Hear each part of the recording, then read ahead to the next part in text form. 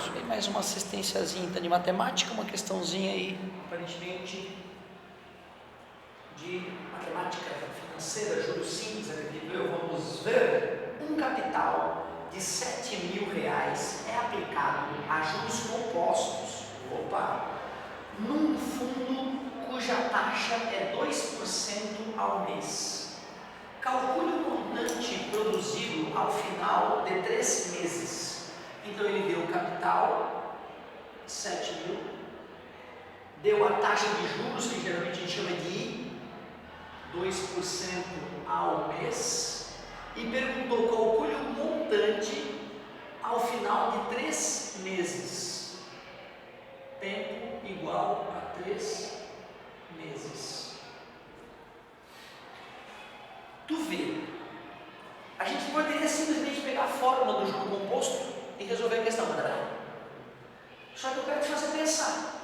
E eu não lembro de cabeça a fórmula do juro composto, mas a gente pode deduzir a fórmula do juro composto agora para aprender bem a coisa. Qual é a diferença de juro composto? Tanto no juro simples quanto no juro composto, o montante é igual ao capital mais os juros, certo? Nos juros simples, eu não preciso me preocupar com o fato de os juros do primeiro mês ter sido agrupado ao montante e os juros do segundo mês vai ser o mesmo juro do primeiro mês. Só vai atuar em cima do capital inicial. Juro composto não. O juro composto ele atua no montante do mês anterior. Ou seja, eu tenho que pegar os juros do primeiro mês, somar no capital para calcular o novo juro. Por isso que também é chamado de juros sobre juro. Como são só 3 meses, vamos fazer na unha. Aí depois a gente faz genericamente, calcula uma fórmula bonita para nunca mais precisar sofrer como essa vez. Eu tinha 7.000. Depois de um mês, vai aumentar em 2%.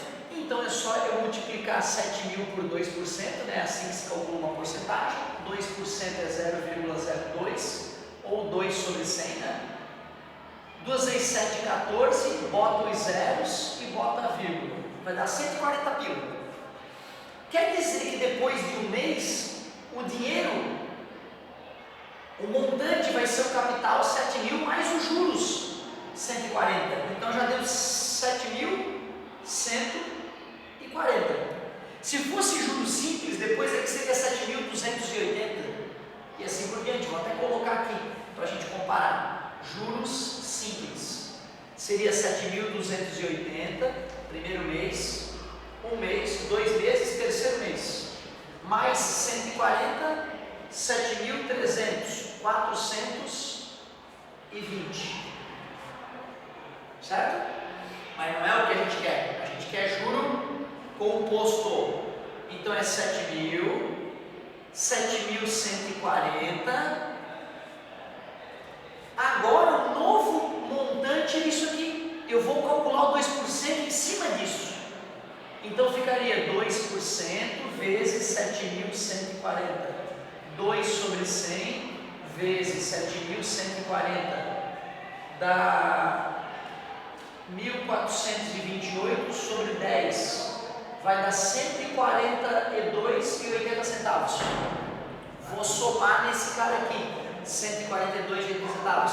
Vai dar 7.282,80 centavos. Já deu 2,80 de diferença.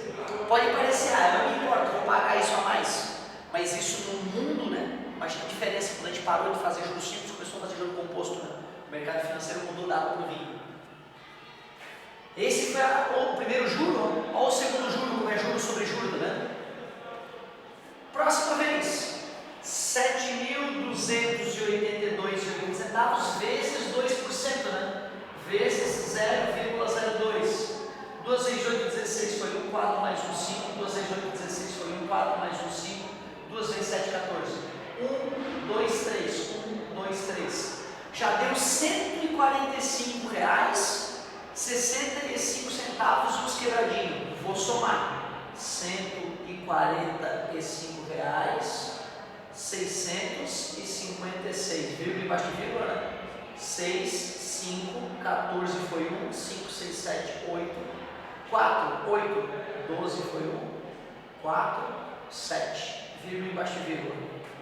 7.428 com 456. Esse é o montante. Mas, porra, nunca mais quero passar por isso. Nunca mais quero sofrer assim. Vamos desenvolver uma fórmula. Vamos fazer uma fórmula para a gente poder calcular qual é o montante sem sofrimento. Espera aí. Fazer tudo genericamente. Vou chamar o capital de C, vou chamar o montante de M, vou chamar os juros de J, vou chamar a taxa de juros de I, vou chamar o tempo que se passou de T. O capital do primeiro mês, o juro sobre o primeiro mês, os juros sobre o primeiro mês, seria capital vezes a taxa de juros. Concorda comigo?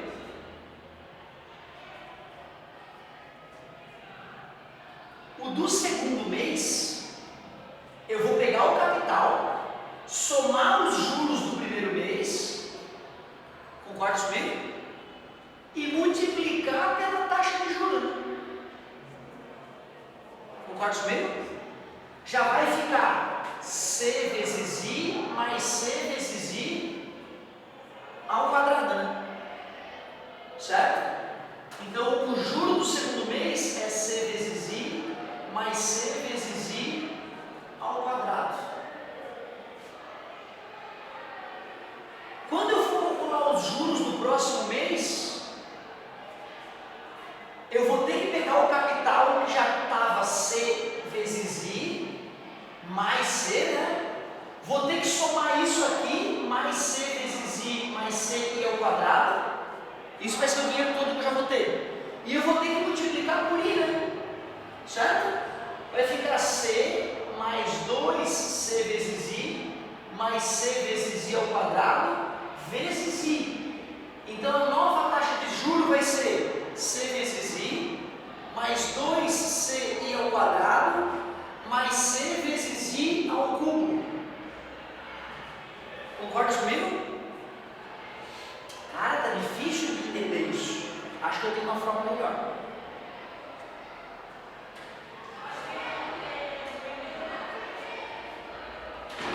O montante inicial, o capital inicial é C. Para eu descobrir quanto é que é o próximo montante, então agora eu não estou pensando mais no juro, estou pensando no montante. Isso aqui já era no tempo 1, né? Certo? Isso aqui era no tempo 2, né? Isso aqui é no tempo 3 e assim por diante. Agora não, agora eu vou pensar no montante, já como a minha vida vai melhorar com um golpe só. Esse é o tempo 0. Tudo bem para ti? Tempo 1, tempo 2 e assim por diante. Muito melhor do que multiplicar pela taxa de juros e somar, já é multiplicar o cara por 1 mais a taxa de juros. Eu quero te dizer o seguinte, se eu tenho 100 reais e quero descobrir quanto é que é 20% a mais, em vez de calcular quanto é 20%, descobrir que é 20 e somar com 100 para dar 120, eu poderia simplesmente pegar o 100 e multiplicar por 120%, né? Já daria 120, né? Concorda comigo? Então, cara, eu vou multiplicar o capital por 1 mais a taxa de juros. Ou seja, eu vou multiplicar esse cara por 1 vezes I. 1 mais I, desculpa. 1 mais I. Quem é o próximo cara?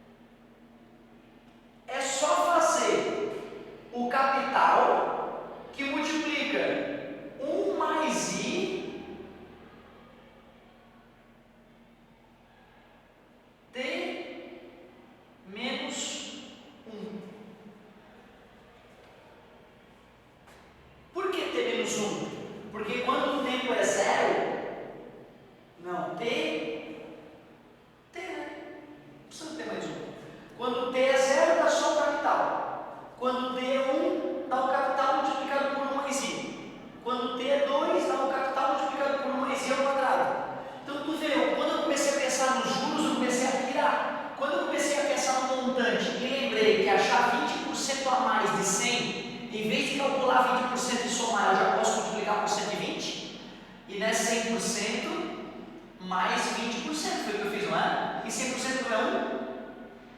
Porcentagem é o I na taxa de juros, não? Então pronto, ó, essa é a fórmula do juro composto. Vamos aplicar na nossa questão para ver se essa é mais fácil de matar. E aí, meu querido? Vamos aplicar então na fórmula. Olha como é que ficou. Capital, 7.000. Taxa de juro, 2%. 1 mais 0,02. Tempo que ficou? 3 meses, certo? M é igual a 7.000, que multiplica 1,02 elevado ao cubo. 1,02 vezes 1,02. 402, 000, 201, 40401. 1, 2, 3, 4.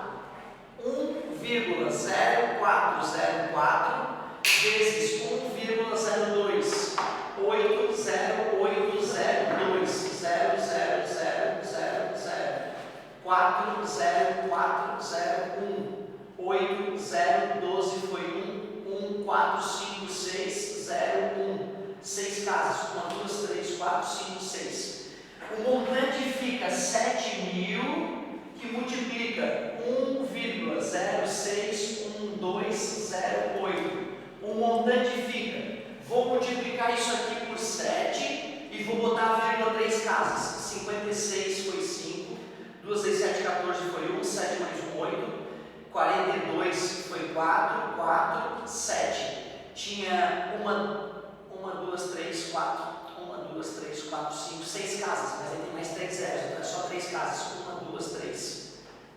7.428,456. Porra, nossa fórmula funcionou. Nunca mais vamos fazer na unha. Não que tenha dado menos trabalho, entendeu? Ficou um saco de qualquer maneira. Por isso que fez uma prova científica quando a gente for administrar uma empresa, né? Mas a ideia é essa, fórmula do juro composto. O que nós fizemos? Pensamos numa progressão geométrica. Beleza? Altas perguntinhas. Desculpa a demora, tá? Mas eu quis explicar a origem da coisa, já que era a primeira que eu fazia esse ano de juro composto.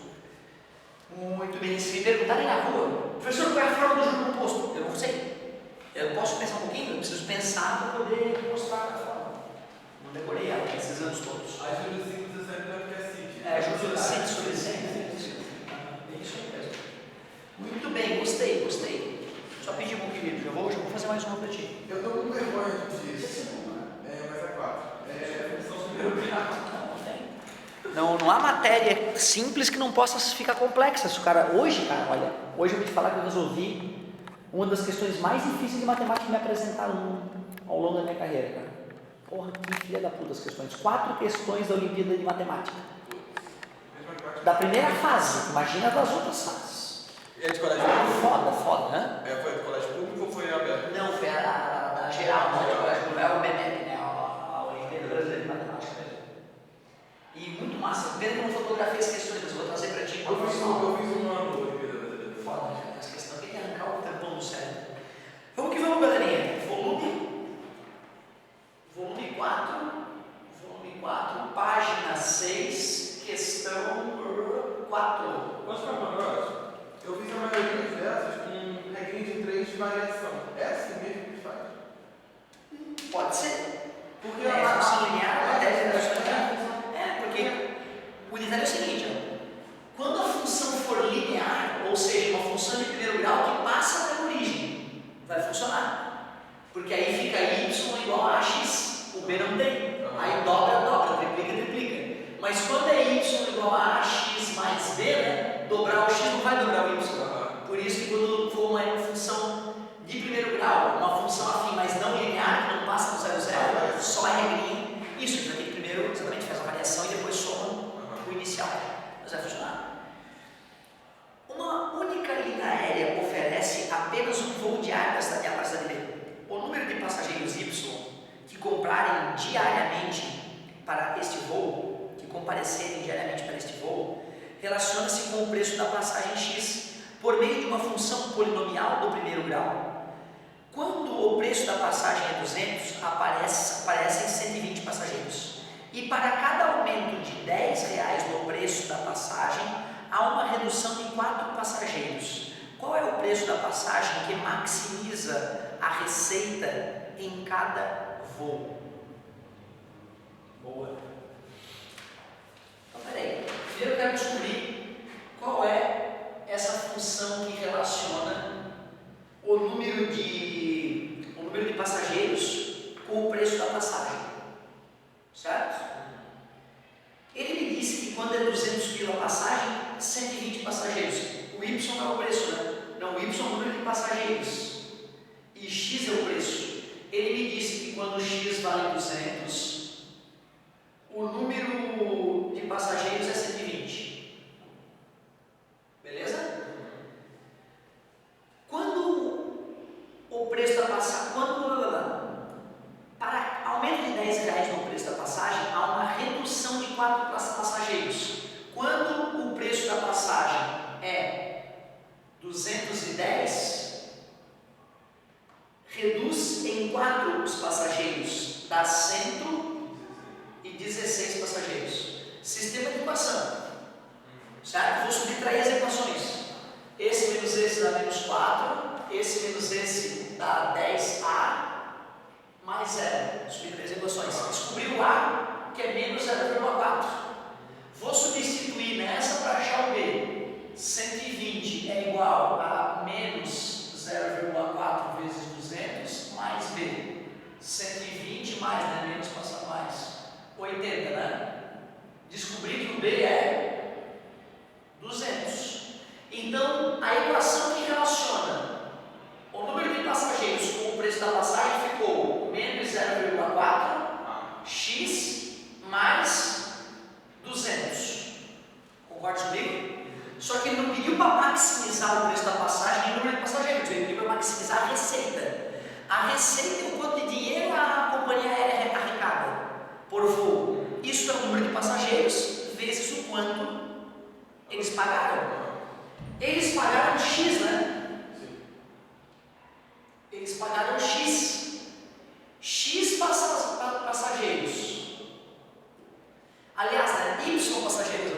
X é o número do valor da passagem e Y é o número de passageiros. Então a receita é o número de passageiros vezes a quantidade que custou a passagem. Então vamos montar a função receita. A função receita fica X que multiplica Y. E quem é o Y? Menos 0,4x mais 200. A função receita, como já era de se esperar, é uma função de segundo grau com a concavidade voltada para baixo. Por isso que se eu fosse fazer o gráfico da função receita versus o número de passageiros, daria concavidade voltada para baixo. Então, de fato, eu posso descobrir quem é o número de passageiros que gera a receita máxima. Ou ele pediu a receita máxima. A receita máxima da empresa, descontando os seus impostos, não, nada a ver. Qual é o preço da passagem que maximiza? Não, ele quer saber o preço da passagem, então o X do vértice. Senão seria o Y. X do vértice menos B menos 200 dividido por 2 vezes A, 2 vezes menos 0,4 menos 200 dividido por menos 0,8. Menos é mais. 2.000 dividido para 8, 1.000 dividido para 4, 500 dividido para 2, 250. Se a passagem fosse 250 pila, como a empresa lucraria mais. Lucraria mais não, porque tem que ver o preço do combustível e o peso do avião lá, etc. Então, boa pra caralho, cara. Tá reclamando do que essa questão aqui em primeiro grau, mas é foda. Primeiro, essa parte tá tudo bem. Eu entendo, acredito que o aluno do terceirão, né, que está bem na foto, ele consegue pegar o Y igual a X mais B, substituir 2 valores e achar o A e o B. Mas depois de tocar que a receita é o quanto de dinheiro a empresa vai conseguir e perceber que é o número de passageiros vezes o preço da coisa, está tudo bem. Mas tu ter a fé de ter montado a equação e substituir isso nisso para criar